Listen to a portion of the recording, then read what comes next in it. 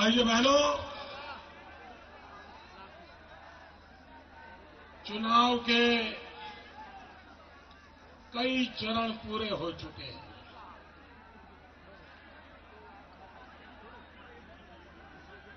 और मुझे देश भर में जाने का सौभाग्य मिला है। देश की जनता के रूबरू में जाकर के आशीर्वाद लेने का मैंने प्रामाणिक प्रयास किया है।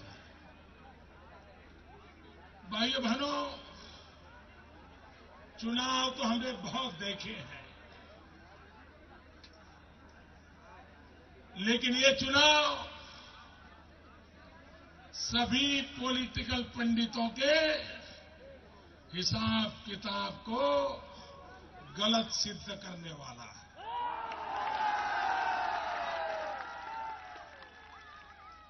क्योंकि पॉलिटिकल पंडित एयर कंडीशन कमरे में बैठ करके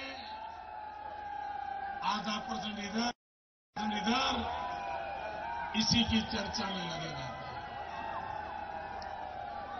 लेकिन देश की जनता का मिजाज क्या है, देश का मन क्या है, ये अगर समझना है तो जरा गौरीगंज आकर के नजारा देख लीजिए। ये जनसैलाब देख लीजिए, ये लोगों का मिजाज देख लीजिए। भाइयों बहनों,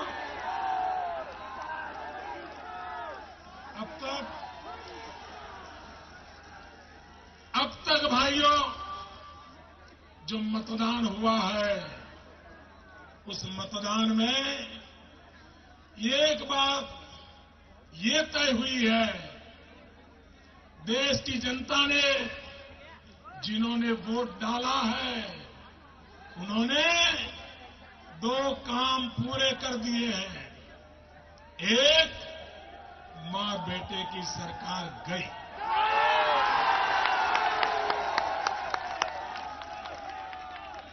अब मां बेटे की सरकार को कोई नहीं बचा सकता।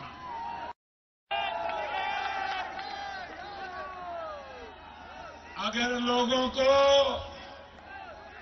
जेलों से बाहर निकाल करके उनके साथ गठबंधन करके राजनीति के दांव खेलेंगे तो भी बचने वाले नहीं हैं।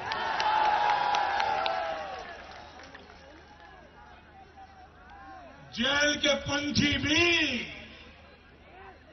अब कांग्रेस को बचा नहीं सकते हैं। भाइयों बहनों, मतदाताओं ने दूसरा काम किया है और वो दूसरा काम ये किया है कि आने वाली नई सरकार के लिए मजबूत नींव का शिलान्यास भी कर दिया है। अब मेरे अमेठी के भाइयों बहनों, मेरे उत्तर प्रदेश के भाइयों बहनों, अब आपका काम है मजबूत सरकार बनाना। अमेठी से कमल भेजिए, मजबूत सरकार बनाइए।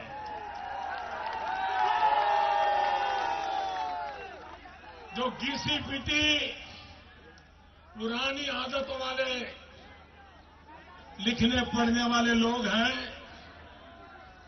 जब सुनीति जी को अमेठी भेजने का पार्टी ने निर्णय किया तो उनके दिमाग में इतना ही आया होगा कि एक सेलिब्रिटी है,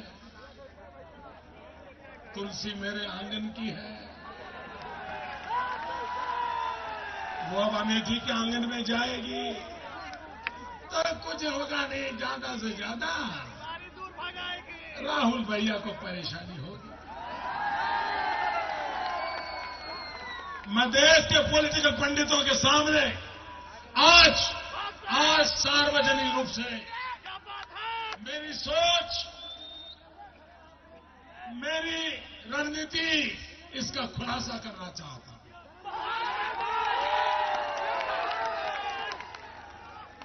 आखिरकार हमने स्मृति जी को यहां भेजने का निर्णय क्यों किया? राहुल भैया को परेशान करने के लिए नहीं भेजा है। वैसे भी वो पूरी तरह परेशान है, उसमें हमें कुछ करने की जरूरत नहीं है। भाइयों बहनों, स्मृति जी को मैंने राहुल जी की मुसीबतें बढ़ाने के लिए भेजा नहीं है। मैंने उनको भेजा है अमेठी की मुसीबतों को कम करने के लिए।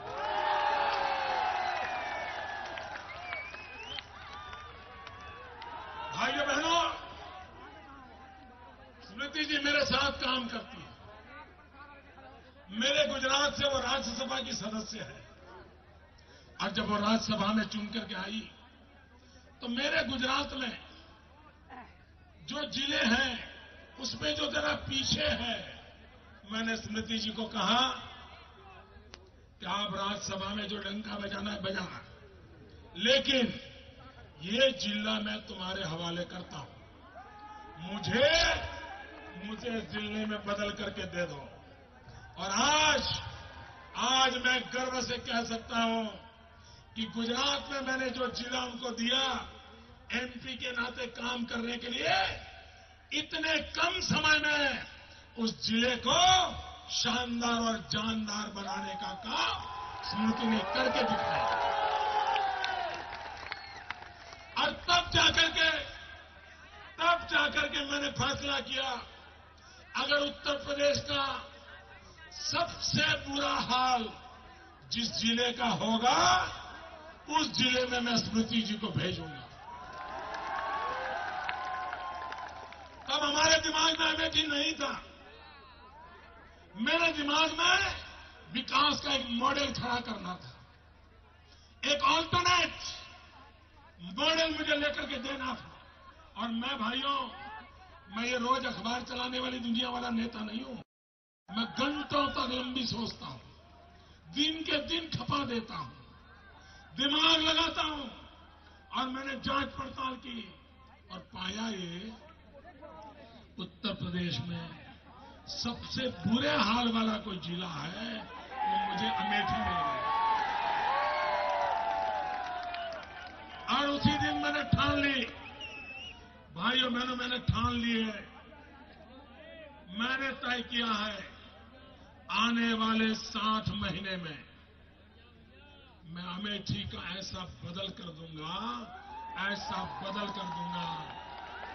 जो आने वाले दिनों में दुनिया की यूनिवर्सिटी यहां केस स्टडी करने आएगी।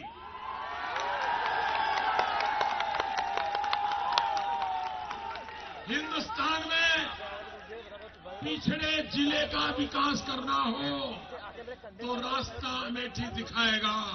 ये काम करने के लिए भाइयों बहनों, स्मृति को मैंने चुना है, अब आपको चुन करके मोहर लगानी है। आपको मोहर लगानी है। भाइयों बहनों, मैं यहां बदले की राजनीति करने नहीं आया, न मेरा वो रास्ता है। मैं यहां आया हूं बदलाव की राजनीति के लिए। हम बदलाव नहीं चाहते, हम बदलाव चाहते हैं। और मेरा भरोसा मेरी ये छोटी बहन पर है। भाइयों बहनों, हर एक को अपनी बहन पे भरोसा होगा, मुझे इस मेरी बहन पे ज्यादा भरोसा है। क्योंकि 1 महीने पहले भेजा मैंने, तब तक उनको अमेठी किस कोने में है मालूम नहीं था।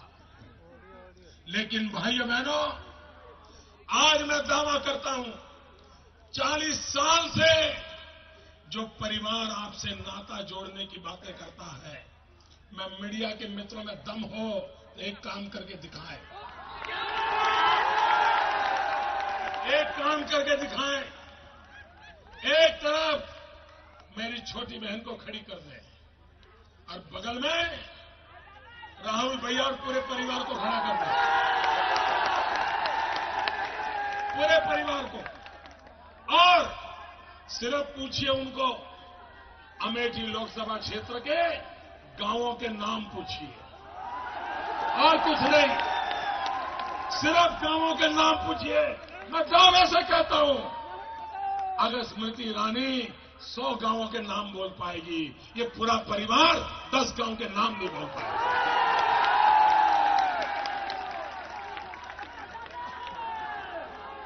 भाइयों बहनों, जनता से जुड़ने का मतलब क्या होता है? क्या वोट बटोरना? भाइयों बहनों, अब सरकार तो बीजेपी की बन रही है, कोई रोक नहीं सकता। लेकिन मुझे हिंदुस्तान के सामने देश तो बनाना है, लेकिन सबसे पहले मुझे अमेठी बनाना है। मुझे लोगों ने कहा, मोदी जी ये एबीसीडी बंद करो, मैं अमेठी से ये शुरू करना चाहता हूं, अमेठी से ये शुरू करना चाहता हूं और विकास के बीच तक ले जाना चाहता हूं। भाइयों, आप मुझे बताइए, मैं हैरान हूं, गली गली मोहल्ले मोहल्ले जा जा करके गुजरात के मॉडल पे सवालिया निशान उठाए जा रहे हैं और जो लोग आए दिन मोदी के बाल की खाल उधेड़ने में लगे हैं, क्या उनमें हिम्मत है? कभी पूछा उन्होंने अमेठी का हाल क्या है?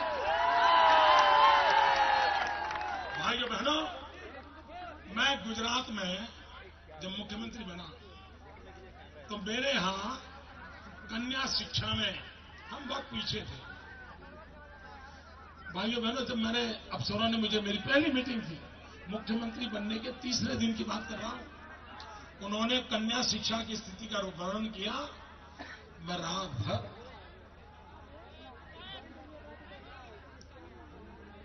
रात भर सो नहीं पाया था दोस्तों। मेरे राज की बेटी स्कूल नहीं जाती थी, मैं बेचैन हो गया। मैंने बीड़ा उठाया, मैं बच्चियों को स्कूल ले जाऊंगा। जून महीने की 40-45 डिग्री टेम्परेचर में मैं गुजरात के गांवों में जाता हूं, घर घर जाता हूं, बच्चियों को उंगली पकड़ करके स्कूल ले आता। फिर मैंने इंक्वायरी की, बच्चियां पढ़ने क्यों नहीं जाती?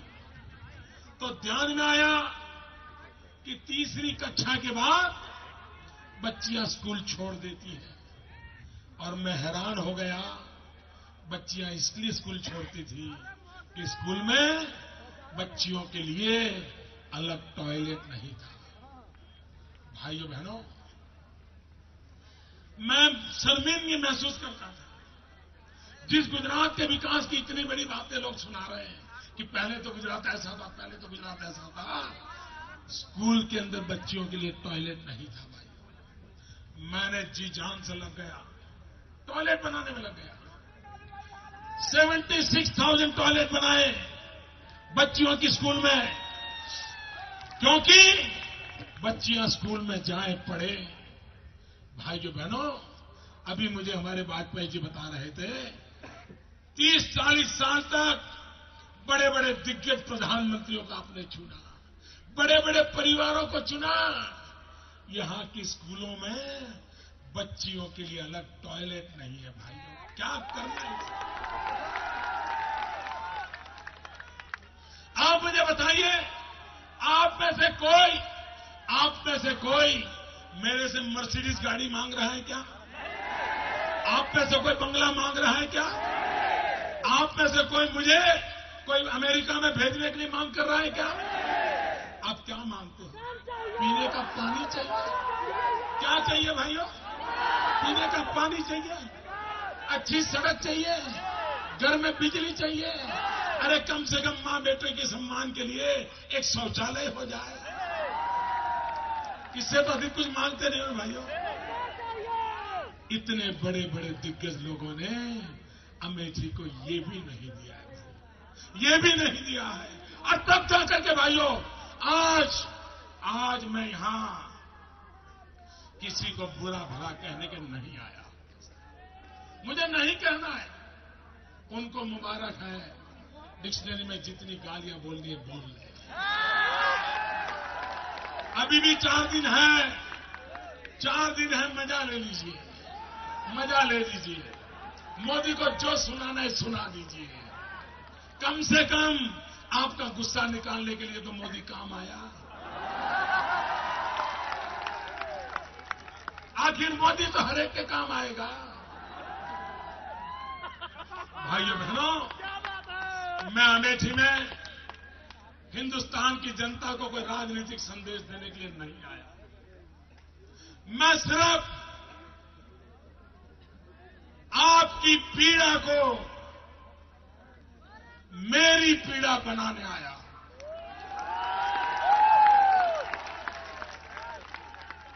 मैं यहां सिर्फ आपके दर्द को बांटने के लिए आया हूं।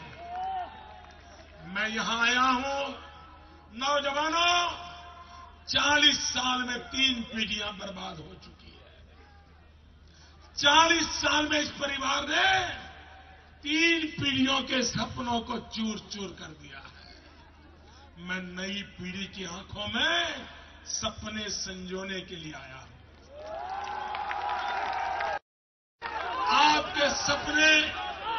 आपके सपने मेरे सपने बने, इसलिए मैं आया हूं भाई। मैं हैरान हूं भाई, ये कांग्रेस पार्टी का अहंकार देखिए, ये कांग्रेस पार्टी का अहंकार देखिए। उनका एक नेता ये कहने की हिम्मत करे, ये कहने की हिम्मत करे, स्मृति ईरानी है कौन? ये सवाल पूछ रहे हो आप? स्मृति ईरानी है कौन? भाइयों बहनों, लोकतंत्र में, सार्वजनिक जीवन में ऐसे सवाल करने का हक राज परिवारों को नहीं है। छोटे से छोटा गरीब इंसान भी, उसको मुझे ये पूछने का अधिकार नहीं है तुम कौन हो। अरे तुम मेरे भारत मां के लाल हो, तुम हिंदुस्तान के नागरिक हो, यही मेरे लिए काफी है, यही मेरे लिए काफी है। लेकिन अहंकार जब 7वें आसमान पर पहुंच जाता है तो भाइयों बहनों सुध बुध खो जाती है, और तब सार्वजनिक जीवन का शिष्टाचार भी लुप्त हो जाता है। और सवाल पूछ बैठते हैं, स्मृति ईरानी है कौन? मैं बताता हूं कौन है। मेरी छोटी बहन है, मैं बताता हूं। 40 साल इस भूमि को आपने बर्बाद किया है, उस भूमि को सजोने के लिए आई है, सर्जन करने के लिए आई है, यहां के जीवन के कल्याण करने के लिए उसे हमने भेजा है। ब्याही है, आपके पापों को धोने के लिए आई है। वो आई है, यहां के लोगों की जिंदगी में एक नई जान फूंकने के लिए आई है। भाइयों बहनों, देश को क्या चाहिए? क्या वंशवाद चाहिए? भाई भतीजावाद चाहिए? क्या करके रखा है?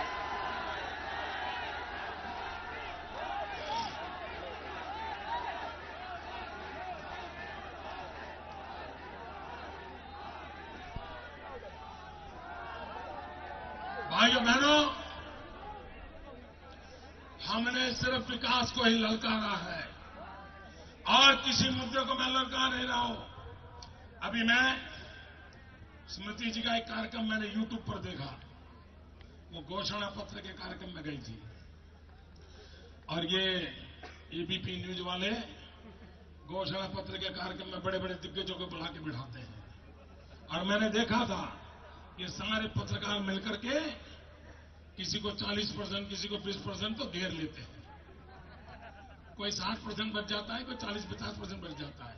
लेकिन मैंने स्मृति जी का घोषणा पत्र कार्यक्रम देखा, वो बिल्कुल अमेठी के विकास के मुद्दे पर अड़ी रही। और जितने दिग्गज बैठे थे, बुरा मत माने मीडिया के लोग, बुरा मत माने, अमेठी के मुद्दे पर जब घोषणा पत्र में बोल रही थी, सारे दिग्गज पत्रकार निहत्थे हो गए थे। और अकेली स्मृति ईरानी ने उन सारे पत्रकारों को परास्त कर दिया। क्यों? हम मुद्दों की लड़ाई लड़ते हैं, हम विकास की लड़ाई लड़ते हैं। और जब आप विकास के मुद्दों पर जवाब नहीं दे पा रहे हो, देश के नौजवानों के भविष्य की चर्चा नहीं कर पा रहे हो, तो किसी पीछे आरोप लगाने में लग जाते हो। भाइयों बहनों, पहले तो ये मां बेटे कभी मेरा नाम नहीं देते थे। उनको लगता था कहीं इस आदमी का नाम दे दिया तो पता नहीं जिंदगी का क्या हो जाएगा। लेकिन भाइयों बहनों, जब पूरा देश मोदी मोदी मोदी,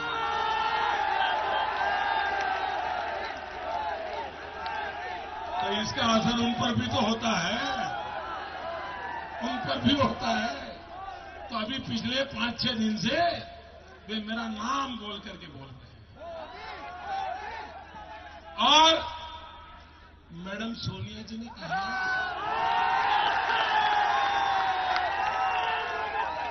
उन्होंने कहा ये मोदी तो मांग रहा है, भाइयों बहनों, मैंने कहा था ये दिल मांगे मोह। और आज भी मैं कहता हूं, मैं अमेठी में मांगने के लिए ही आया। भाइयों बहनों, लोकतंत्र में जनता जनार्दन ये ईश्वर का रूप होता है। जनता जनार्दन ये परमात्मा का रूप होती है। और भाइयों बहनों, ये परमात्मा के रूप स्वरूप जनता जनार्दन के पास मांगने के जाना, इसे मैं गर्व अनुभव करता हूं। और मैडम सोनिया जी, आपके राज परिवारों ने, आप जैसे राज परिवारों ने हम गरीबों के लिए मांगने के सिवा कुछ छोड़ा है क्या? छोड़ा है क्या? अरे इतना ही नहीं मैडम, हम मांगते हैं, लूटते तो नहीं है ना। आप मुझे बताइए भाइयों, मांगने वाला अच्छा कि लूटने वाला अच्छा? मांगने वाला अच्छा कि लूटने वाला अच्छा? मांगने वाला अच्छा कि लूटने वाला अच्छा? मुझे गर्व है, जनता मेरे साथ है। लूटने वालों से मांगने वाला ज्यादा अच्छा है।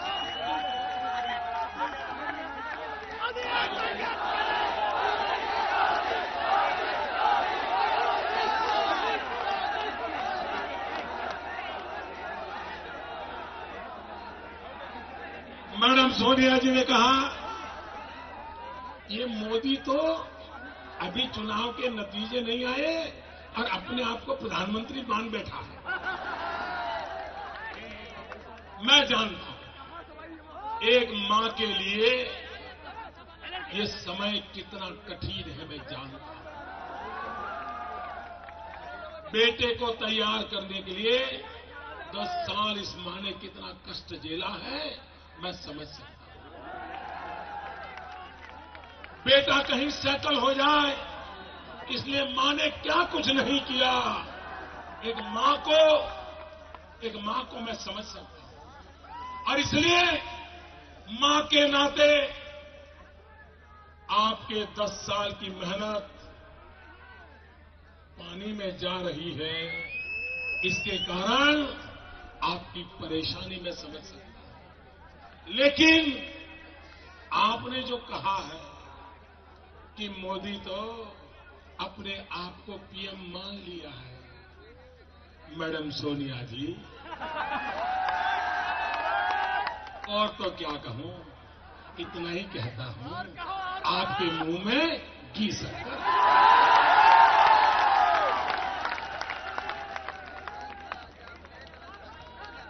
यही कहते हैं ना अपने गांव में यही कहते हैं। भाइयों बहनों, मैं मां बेटे के गुस्सों को समझ सकता हूं, क्योंकि आज तक उन्होंने गरीबों के नाम पर देश को ठगा है। और भाइयों बहनों, उन्होंने कभी सोचा नहीं था कि गरीब मां का बेटा उनको ललकारेगा। भाइयों बहनों, ये राज परिवारों में रहने वाले, जिस परिवार में प्रधानमंत्री का जन्म होता है, ऐसे परिवार को एक चाय बेचने वाला उनको हजम नहीं हो रहा।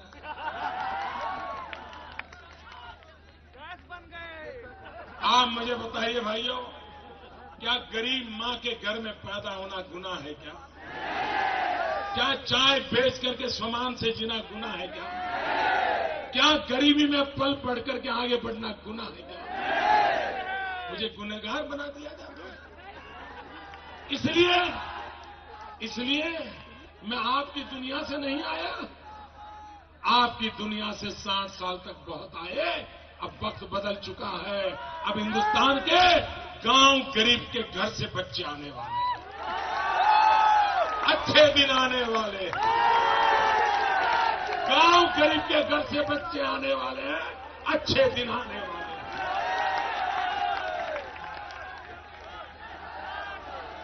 कब तक गरीबों को दबाओगे?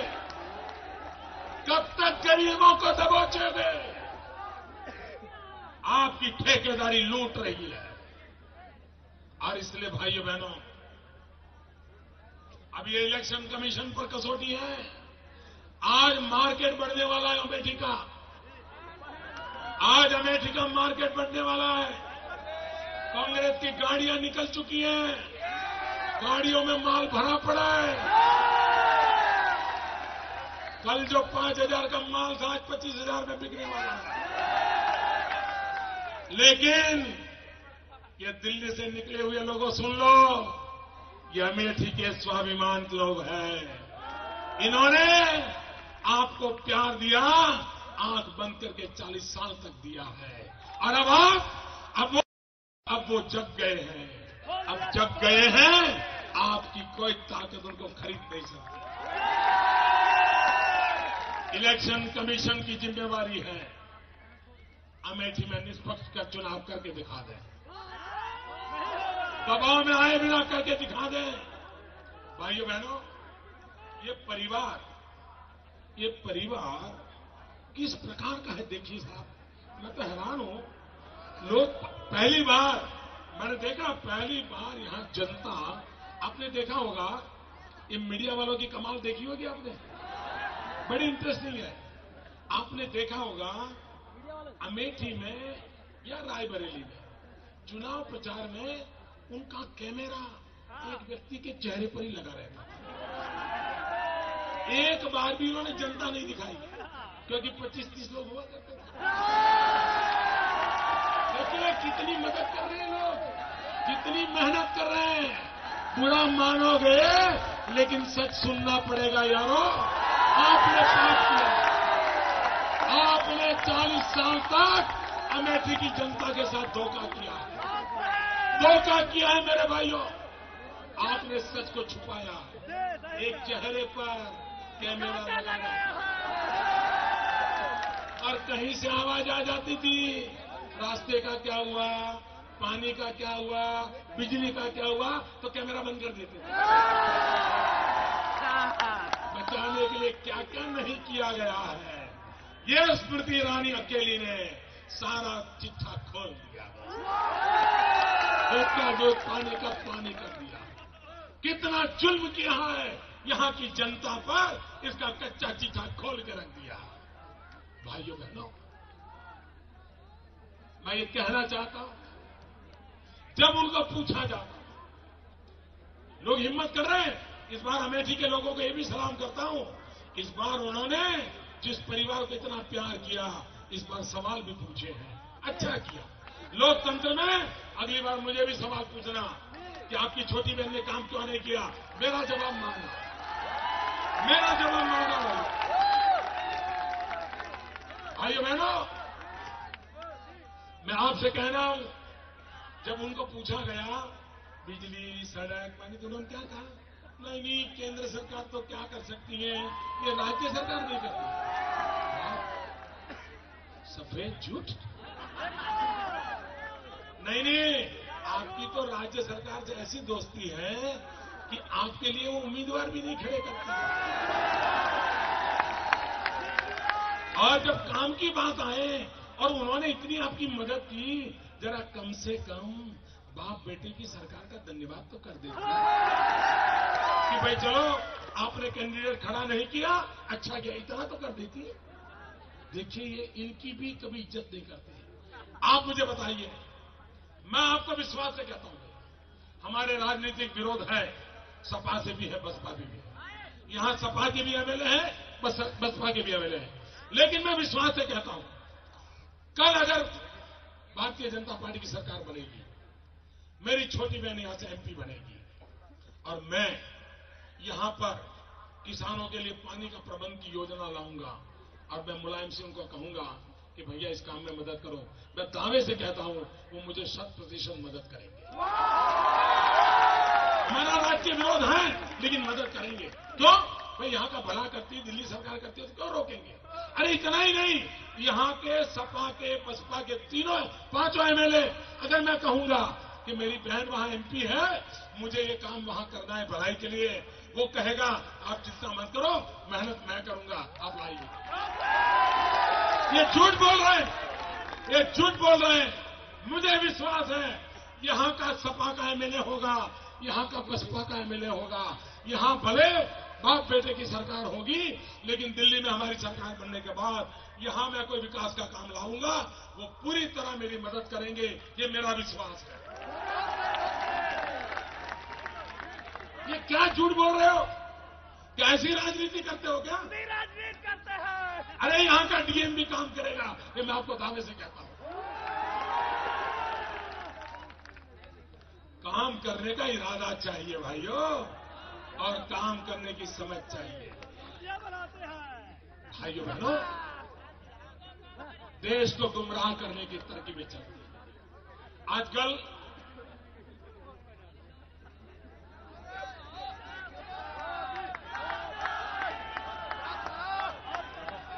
इस देश में इस परिवार को तो सवाल पूछने की हिम्मत किसी में नहीं है। हमको आए दिन लोग पूछने वाले बहुत मिल जाते हैं, उनको पूछने नहीं। ये हमारे राहुल भैया, आपके एमपी महोदय, आप एक इश्तेहार निकालो, कहां गए वो लोग, कहां खो गए? 10 साल पार्लियामेंट में, 10 साल पार्लियामेंट में अमेठी का अ नहीं लिखा है, अमेठी का अ नहीं बोले। और अगर आप यहां की सरकार को दोषी कहते हो, काम नहीं किया, मैं इस परिवार को चैलेंज करता हूं कि रायबरेली और अमेठी के विकास के लिए उन्होंने राज्य सरकार को कोई चिट्ठी लिखी हो और काम न हुआ हो, वो सार्वजनिक किया जाए। आप मुलायम सिंह, हमारा विरोध है, मैं मुलायम सिंह के खिलाफ बोलता हूं, लेकिन इस मुद्दे में मैं कहता हूं, आपने अगर किया है तो सार्वजनिक करो कि आपने मुलायम सिंह जी की सरकार को या मायावती जी की सरकार को विकास के लिए इतनी चिट्ठियां लिखी थी, काम नहीं किया। और पब्लिक को बताना चाहिए, नहीं बताना चाहिए? किया ही नहीं तो क्या बताएंगे भाई? अरे कामचोर है, कामचोर। फिर यही, मैं आपके परिवार का हूं, आप मेरे पिताजी को जानते थे, आपके देश ऐसे चलता है क्या? ना देश ऐसे चलता है क्या? हमारे राहुल भैया ने कहा कि मोदी जी गुस्से की राजनीति करते हैं। एक नेता ने कहा कि राहुल भैया राजीव गांधी के कदमों पर चलते हैं। मैं इस बात से सहमत हूं कि राहुल भैया राजीव गांधी के ही कदमों पर चल रहे हैं। मैं सहमत हूं, लेकिन उन्होंने कहा मोदी गुस्से की राजनीति करते हैं। देश का मीडिया मेरे सामने है, हिंदुस्तान पूरा सुन रहा है। मैं चाहता नहीं था, लेकिन मजबूरन अमेठी की धरती पर मुझे आज कच्चा चिट्ठा खोलना पड़ रहा है।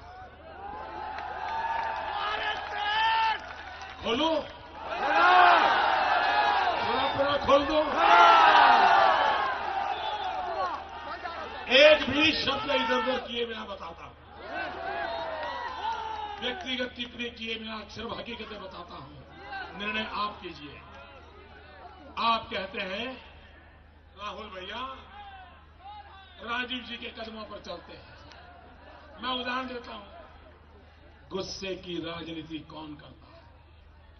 कुछ साल पहले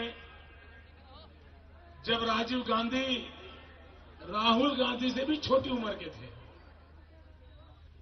और कांग्रेस पार्टी के महासचिव थे और श्रीमती इंदिरा गांधी भारत की प्रधानमंत्री थी। ये एक पार्टी के महासचिव थे।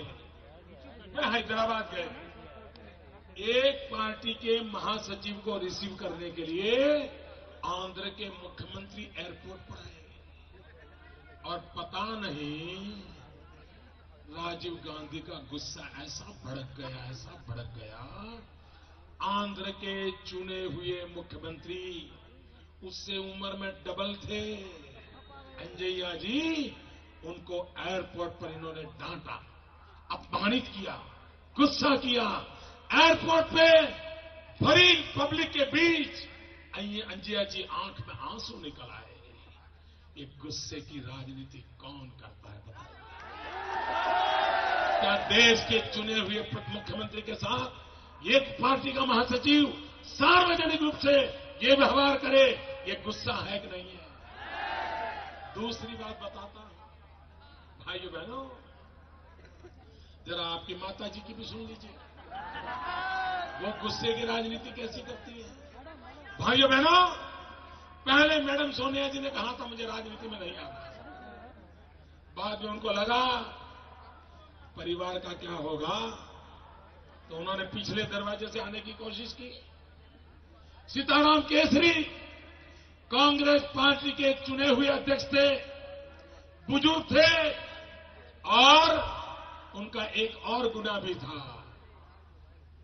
जो मेरा भी है, वो पिछड़ी जाति से आते थे, अति पिछड़ी जाति से आते थे और मैडम का गुस्सा 7वें आसमान पर पहुंच गया और मैडम ने तय किया सीताराम केसरी को हटाओ। शाम को अंधेरा होने के बाद मैडम सोनिया जी के सिपाही सालार पहुंचे, कांग्रेस पार्टी के बुजुर्ग राष्ट्रीय अध्यक्ष को उठा करके कांग्रेस दफ्तर से उठा करके धक्के मारते मारते फुटपाथ पर के लाकर के फेंक दिया था। ये टीवी वालों के पास वो विजुअल पड़े हैं, दिखाएंगे नहीं दिखाएंगे मुझे मालूम है। भाइयों बहनों, कोई मुझे बताए गुस्सा कौन करता था? किसका गुस्सा था ये? राहुल भैया, आपकी माता जी के गुस्से की बात कर रहा हूं। सरकार का। अरे इतना ही नहीं, गुस्से की राजनीति आपने कैसे की? भाइयों बहनों, हमारे देश के इतिहास में एक बहादुर शाह जफर का नाम सुना है, इतिहास में हम पढ़ते हैं। बहादुर शाह जफर ने अंग्रेजों के खिलाफ लड़ाई लड़ी थी, अंग्रेजों के खिलाफ लड़ाई लड़ी थी, आजादी के लिए जंग किया था और अंग्रेजों को ये बहादुर शाह जफर के प्रति इतना गुस्सा था कि जब बहादुर शाह जफर की मृत्यु हुई तो अंग्रेजों ने दिल्ली में उसे 2 गज जमीन देने से मना कर दिया था। अंग्रेजों को बहादुर शाह जफर जो कि आजादी का जंग लड़ता था, इसलिए इतना गुस्सा था, दिल्ली में 2 गज जमीन नहीं दी थी। भाइयों बहनों, कांग्रेस पार्टी के प्रधानमंत्री श्रीमान पीवी नरसिम्हा राव, जिन्होंने नेहरू के मॉडल छोड़ करके आर्थिक आजादी की लड़ाई लड़ी, प्रधानमंत्री के नाते कांग्रेस पार्टी के थे, प्रधानमंत्री थे, देश में कुछ करके गए थे। जब उनका स्वर्गवास हुआ, मैडम सोनिया के गिरा गुस्सा फिर 7वें आसमान पर पहुंचा और अंग्रेजों ने जैसे बहादुर शाह जफर को 2 गज जमीन नहीं दी थी, मैडम सोनिया ने अपनी पार्टी के ही भूतपूर्व प्रधानमंत्री को दिल्ली में अग्नि संस्कार करने के लिए 2 गज जमीन देने से मना कर दिया। ये गुस्सा, ये द्वेष, क्या ये लोकतंत्र की परिभाषा है? इतना ही नहीं भाइयों, इससे आगे बताता हूं। जब पीवी नरसिम्हा राव की स्मशान यात्रा निकली तो कांग्रेस के कार्यकर्ताओं की इच्छा थी कि उनका शरीर कांग्रेस दफ्तर पर ले जाया जाए। मैडम सोनिया जी का गुस्सा कम नहीं हो रहा था, उन्होंने मना कर दिया, कांग्रेस कार्यालय पर नरसिम्हा राव के अंतिम दर्शन का कार्यक्रम नहीं होगा, और नहीं हुआ। ये गुस्सा है कि नहीं भाइयों? ये गुस्सा है कि नहीं? अरे राहुल भैया, अब तीसरी पीढ़ी की बात कर लो।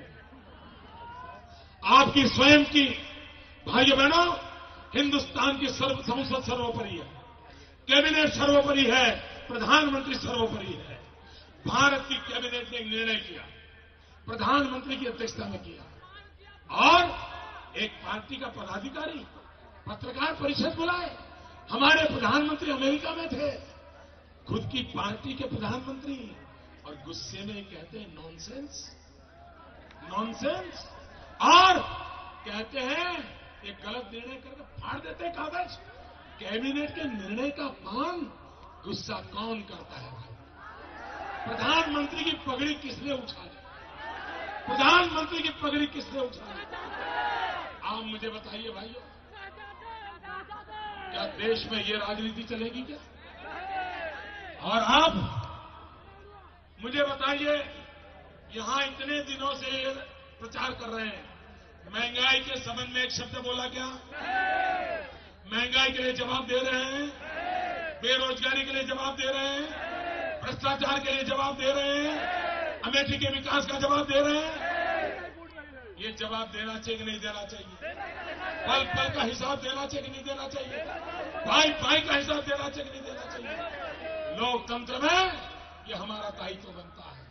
भाइयों बहनों, अमेठी के भाइयों बहनों, लिख के रखिए, मेरे शब्द लिख करके रखिए। टीवी वाले मित्रों भी, अभी जो मैं बोल रहा हूं, इसको जरा अपने आर्काइव में संभाल करके रखिए।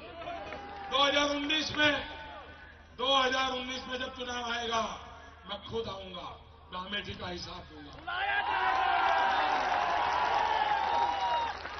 देश ऐसे नहीं चलता है, देश जिम्मेवारियों से चलता है। इन्होंने जिम्मेवारियां निभाई नहीं।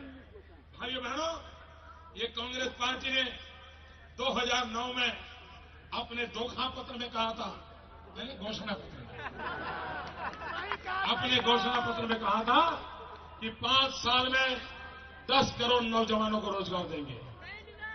ये मां बेटे यहां बैठे हैं, मैं अमेठी के लोगों को पूछता हूं, आपको दिल्ली सरकार ने रोजगार दिया भाई? पूरी ताकत से बताओ मुझे, रोजगार मिला? मीडिया वाले लिखो, दिखाओ दुनिया को।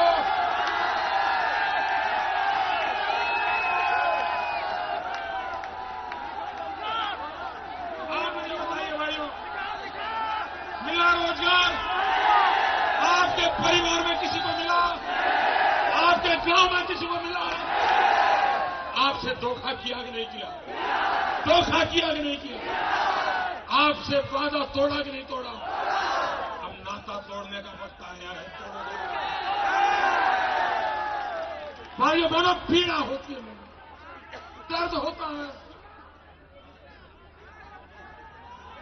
ये टोली है 2000 लोगों की जो देश को लूट रही है भाई, और मैं इस टोली के खिलाफ निकला हूं।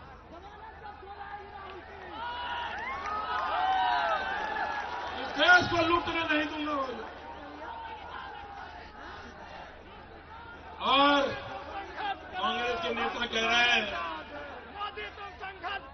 राहुल जी हार जाएंगे तो वो तो विपक्ष में भी बैठेंगे, लेकिन मोदी हार जाएगा तो कहां जाएगा।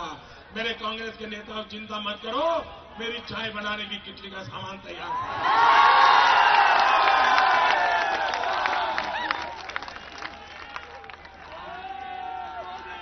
चाय बेच करके पेट का गुजारा करना आता है। मुझे बताइए भाइयों, क्या 2 टाइम पेट भरने के लिए भ्रष्टाचार करना जरूरी है क्या? लोगों को लूटना जरूरी है क्या? क्या ईमानदारी से राजनीति नहीं हो सकती है? ये क्या कर रहे हैं भाइयों बहनों? भाइयों बहनों, मैं अपनी बात बताने के लिए नहीं आया हूं, लेकिन मैं कहना चाहता हूं, मैं चौथी बार मुख्यमंत्री बना हूं, चौथी बार मुख्यमंत्री हूं और राज्य का मुख्यमंत्री हूं, सुखी राज्य का मुख्यमंत्री हूं, लेकिन उस सुखी राज्य के 4 बार बने मुख्यमंत्री की मां, उसकी मां 90 साल से ज्यादा उम्र है, जब वोट डालने गई तो किराए के ऑटो रिक्शा में गई थी।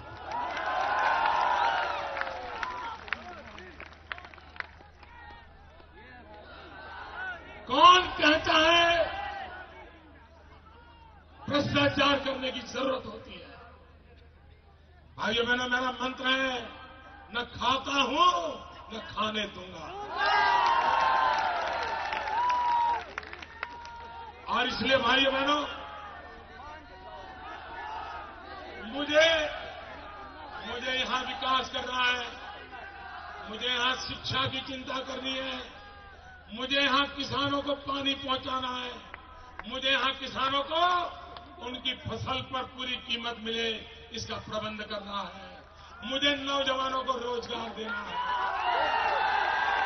मुझे माताओं बहनों को सम्मान देना है। और मेरे प्रतिनिधि के नाते मेरी छोटी बहन को आपके पास छोड़ता हूं। आपके सुख दुख की चिंता वो करेगी, आपको कभी कमी महसूस नहीं होने देगी। आपकी अपनी बहन जितनी आपका ख्याल रखती है, उससे ज्यादा ये मेरी छोटी बहन आपका ख्याल रखेगी। आप देख लीजिए भाइयों, आपने 40 साल एक परिवार को दिए, आपने 60 साल शासकों को दिए हैं, अब एक सेवक को मौका दो भाई, एक सेवक को मौका दो।